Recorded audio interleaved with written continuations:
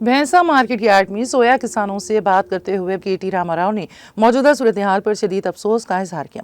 किसानों के मसाइल पर गुफ्तगू करते हुए उन्होंने कहा कि रियासत में कांग्रेस हुकूमत नमी और रंग के नाम पर सोया की खरीदारी रोककर किसानों को सख्त तकालीफ में मुब्तला कर रही है।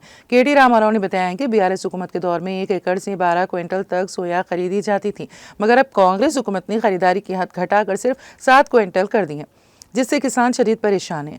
उन्होंने ये भी कहा है कि कपास किसानों के साथ भी इसी तरह की नाइंसाफ़ी हो रही है।